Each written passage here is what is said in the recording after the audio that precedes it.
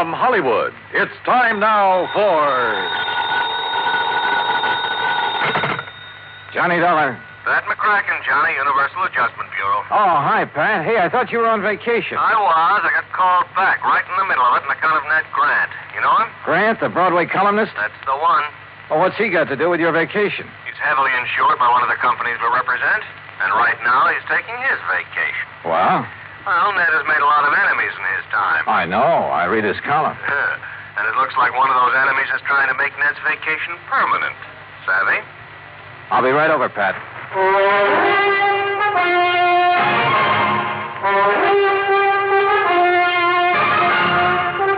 Bob Bailey in the exciting adventures of the man with the action-packed expense account. America's fabulous freelance insurance investigator. Yours truly, Johnny Dollar.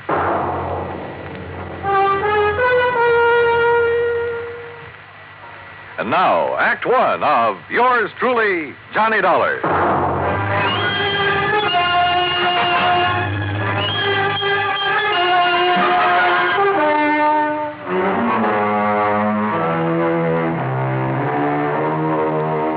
Expense account submitted by Special Investigator Johnny Dollar to the Home Office, Universal Adjustment Bureau, Hartford, Connecticut.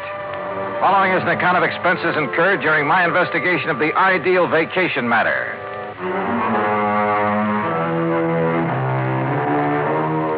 Expense account item one, $1.20 for a taxi from my apartment to the office of Universal Adjustment Bureau, where Pat McCracken was waiting for me, his face covered with sunburn and worry. Just when I was beginning to relax and enjoy my vacation. Sit down, Johnny. Thanks. Now, what's the deal about this Ned Grant? When you say you read his column, you know he prints some pretty blunt stuff sometimes. Yeah. I've often wondered how he gets away with it. A couple of years ago, he dug up some evidence on a bad boy named Willie Bemis. Bemis, yeah. The stuff he printed helped get Bemis convicted, didn't it? Yeah, but he swore he'd get even with Ned. Oh, well, a fella in Ned Grant's position hears that kind of threat all the time. Besides, with Bemis in jail, what's the problem? None at all, Johnny, if he were in jail. He broke out last night. Oh, I see. Does Grant know that Bemis is on the list? No, I told you, Grant's on vacation, probably as far from a newspaper as he can get. So you think he's in danger? Well, what would you think? Oh, but if Bemis has any sense, he's heading in some other direction as fast as he can. We can't afford to take the chance, Johnny. Well, look, Pat, I still don't see where I figure in this. Why not just arrange for police protection for Grant until Bemis gets picked up? Want to protect the guy, you got to find him first. Find him? Yeah. You mean you don't know where Grant is? Apparently nobody knows. Oh, great. And I'm supposed to find him? That's right. Oh, and do me a favor, huh? Like what? Find him before Willie Bemis does.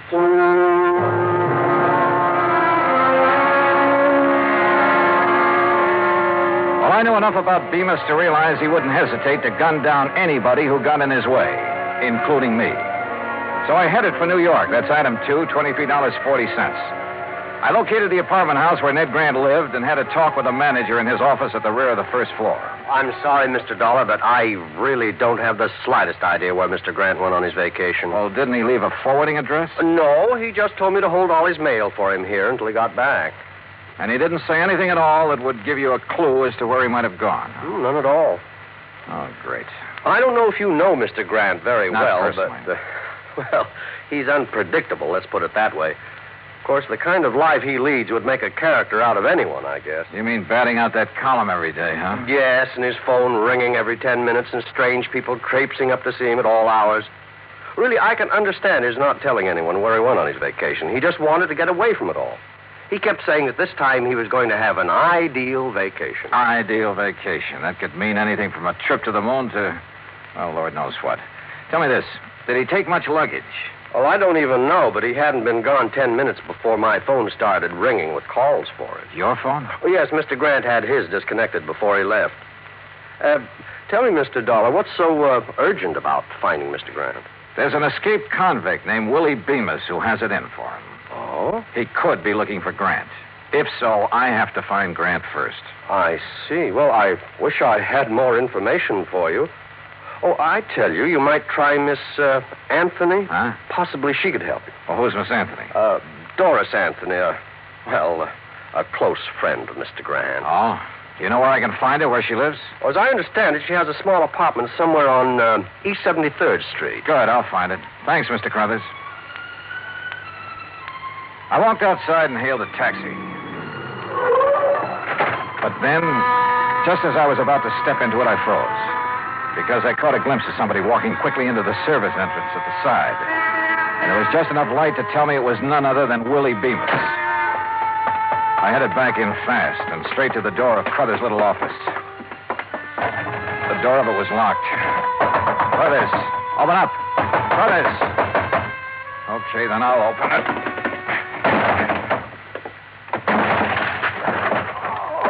Hey, Crothers, what happened to you? Oh, Mr. Dollar. That's right, what happened? This man, right after you left, he came barging in. That was Willie Bemis. What did you tell him, Crothers? Only what I told you. And it looks like he and I are starting out even. Huh? But this is one race I don't want to end up in what you'd call a dead heat.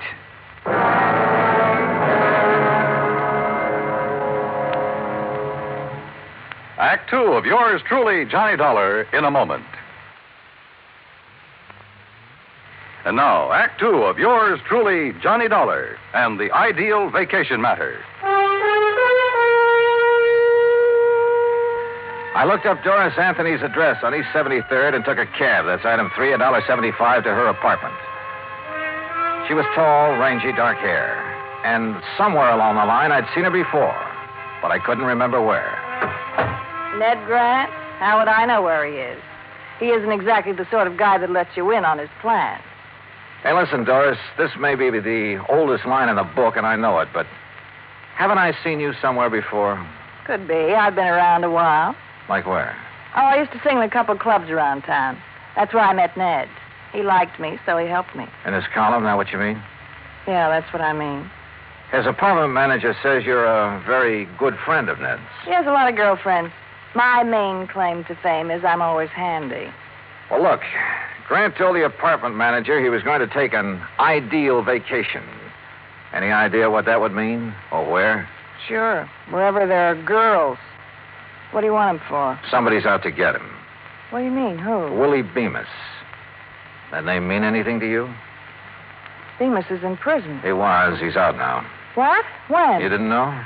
I haven't read the papers today. Does that change your mind any about helping me find him? Look, really, I don't know where he is, honest. There is one thing that might help, though. Yeah, what? Well, a week or so ago, while I was out with Ned, he stopped in at a travel agency. Davis, I think the agent's name was, on 51st Street, around there. Okay, I'll follow it up. Johnny, if Ned doesn't know, Bemis... Yeah. And if I don't get to him first, he's in for a real nasty surprise. There was still something about Doris that stuck in my mind, but I couldn't quite peg it. So I decided to do a little quick research on her. I dropped in to see an old friend who worked in one of the newspapers. We dug through a lot of clippings in the morgue. Doris had sung at half a dozen spots around town, and there were a lot of pictures on her. Then I came to one that rang a large-sized bell. It was a shot of her sitting at a nightclub table. And the man sitting there with her was Willie Bemis. I headed back to her apartment fast. But she was gone. The manager told me she'd left in a hurry and with a suitcase. Now I didn't know where I stood. If Doris was still friendly with Bemis, it could very well be that she knew where Grant was and was helping Willie Bemis find him. In that case, the lead she gave me on the travel agent was only a bum steer to throw me off the trail. But the way things stood, I didn't have anything else to go on at the moment, so I had to take a chance she'd been on the level. I headed for West 50th Street, and the travel agent she told me about, a man named Davis. Ned Grant. Look, customers like him I can do without. What do you mean by that? Here, I'll show you. Here we are. A reservation at Nassau. Here's one in Bermuda. Oh, and here's one for the Virgin Islands. He had you make all those for him? Every one. That sort of thing doesn't make me very popular at those resorts, believe me. Well, it's a cinch he can't be at all those places. If you ask me, he's not at any of them. He's always doing that sort of thing. Well, that's a lot of help.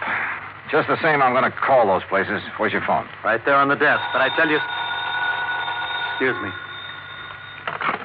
Hello? Who? Oh, yeah, just a minute. It's for you, Mr. Dollar. Oh, thanks. Johnny Dollar. It's Doris Anthony, Johnny. Well, I didn't think I'd be hearing from you again. Why not? After I found out you were an old friend of Willie Bemis, I went back to your apartment. You'd cleared out. Johnny, I'm no longer a friend of Willie Bemis. Oh, now, wait a minute, sister. It's the truth. But I was afraid he might come to see me. That's why I left. Oh, sure. Johnny, the reason I'm calling, I think I know where Ned could be. Where? Well, I'm not sure, but a few days ago we went to see a friend of his named Mike Hastings. Mike owns a ski lodge up in Vermont. Ski lodge? There's no skiing this time of year. I know the lodge is closed, but Ned's gone up there once or twice before when he wanted to get away from everything. Okay, where is it?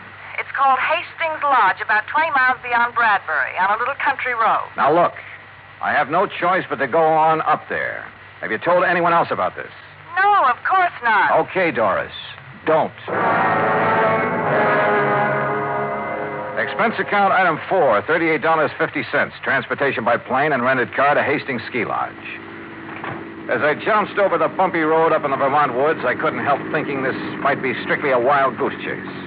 But at the moment, I couldn't afford to pass up any lead. It was after dark when I finally drove up to the lodge. It sprawled on the side of a hill way out in the middle of nowhere. There were no lights on, no sign of life about the place at all.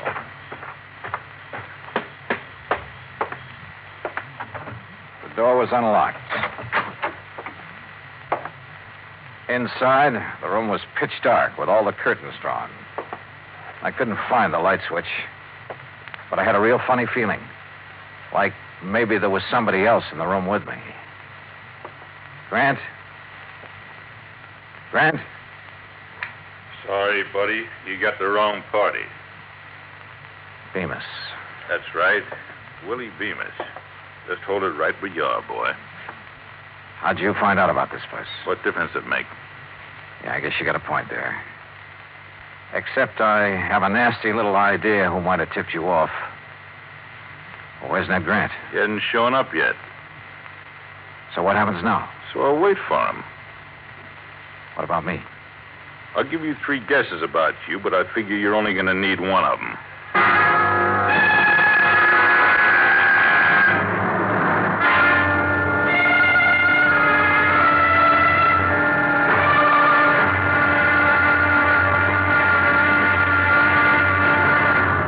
Act 3 of yours truly, Johnny Dollar, in a moment. And now, Act 3 of yours truly, Johnny Dollar, and the Ideal Vacation Matter.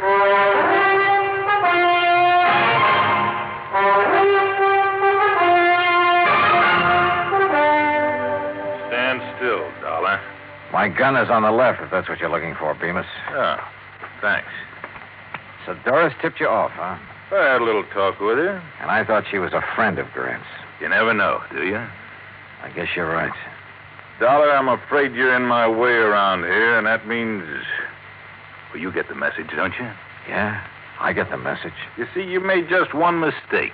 What's that? You should have stayed at home.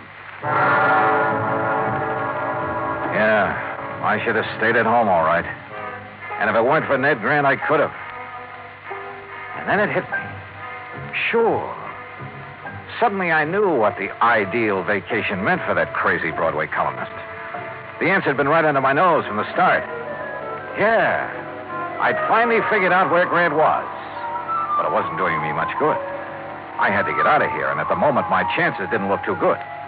You know, Dollar, you got a very funny look on your face. Have I? Yeah, like something just rang a bell with you.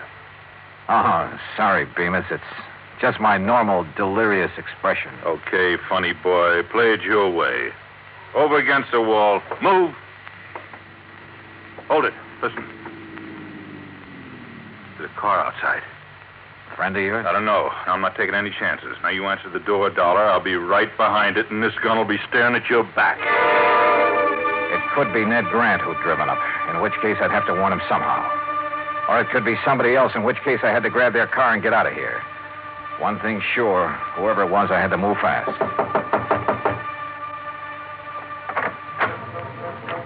Johnny?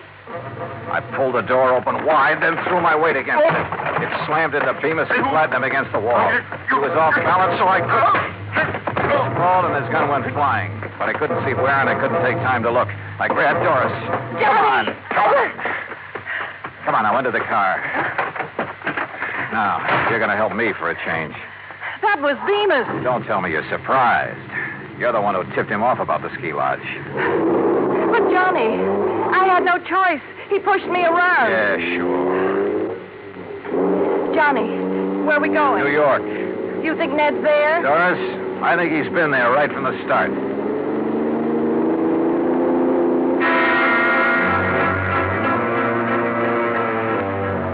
We stopped at the nearest town to call the sheriff. I wanted his boys to try and intercept Bemis. He was a cinch to be following us by now. Then we headed for the city. The sun was rising when we pulled up at Grant's apartment house.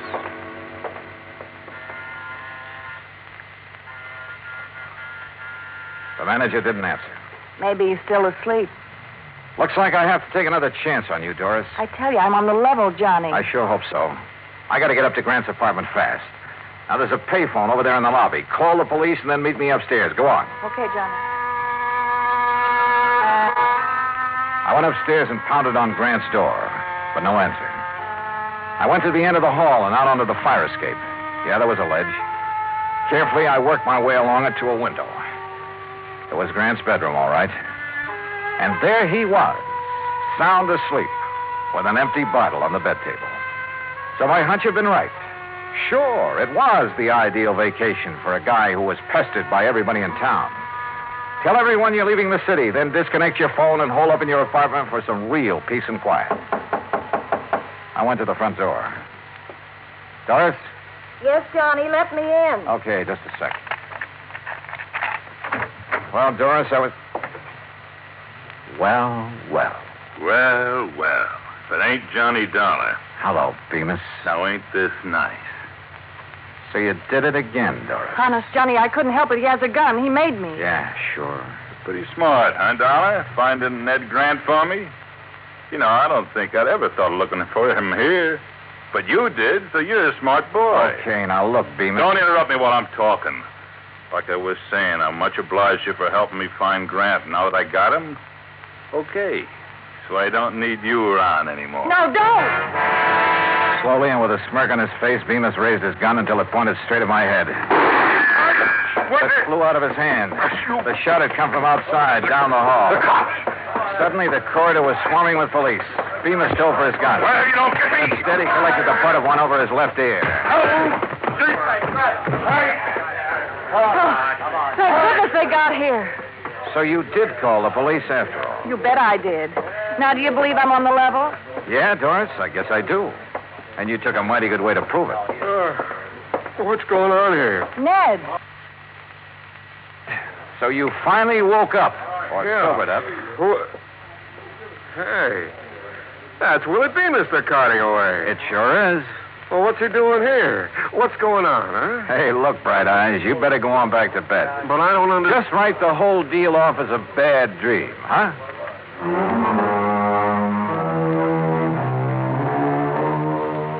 Expense account total $115.25. And look, the next time you send me out to protect a guy, don't pick one who's going to sleep all the way through the deal, huh? I don't know, it kind of takes the sport out of it. And, Pat, since I didn't find a man who ran away for you, on account of he never really ran away, well, how about sending my fee on this one to the community chest? Yours truly, Johnny Dollar.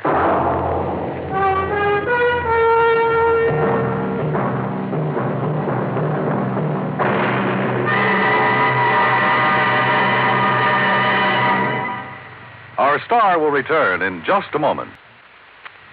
And now, here is our star to tell you about next week's story. Next week, an old racket comes to light and nearly cost me my life. Join us, won't you? Yours truly, Johnny Dollar.